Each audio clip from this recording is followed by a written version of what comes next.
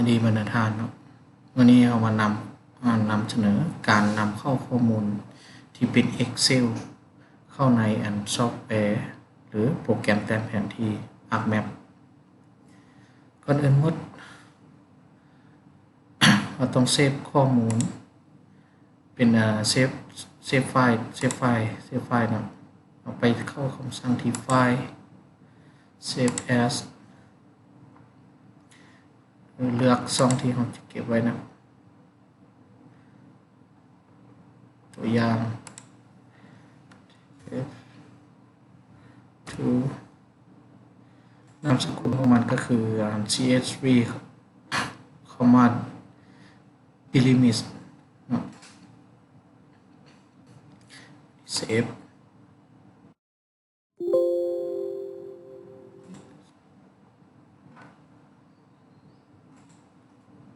แล้ว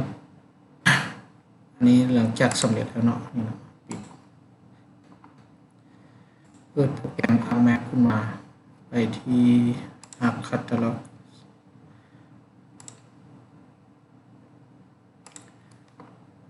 เลือกช่องที่เราเก็บข้อมูลไว้เนาะก็คือตัวนี้เนาะเราเก็บข้อมูลไว้อันนั้นเมื่อกี้นี้นะคลิกหัวไปที่ Place Future Class from XY Table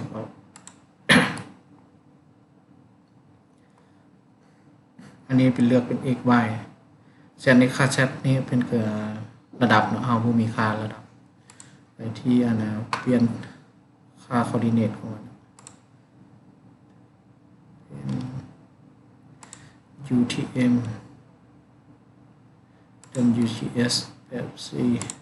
Northern โซน 48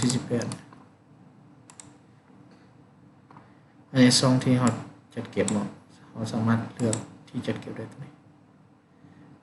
โอเคสำเร็จทีแล้วดึงข้อมูลนี้มาใช้หน้าต่างของแมป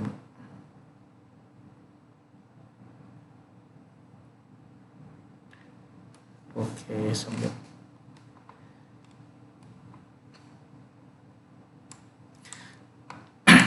ยกตัวอย่างครับ จะเปิดวันนั้นในข้อมูลที่เราเก็บมานี้มันนอนอยู่ในคงเขตใดหรือความอยู่ในพื้นที่ของตัวใด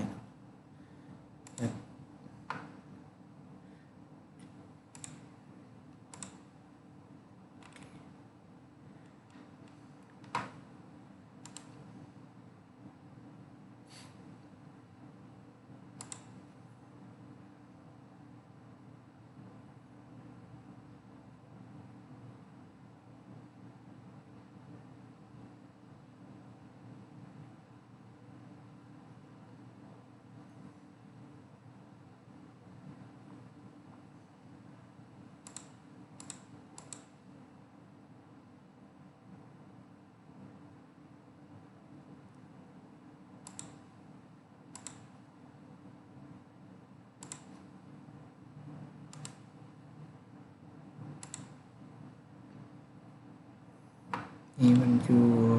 เมืองซุปมาแข่งจำนวนสัตว์โอเคที่เราไปเก็บ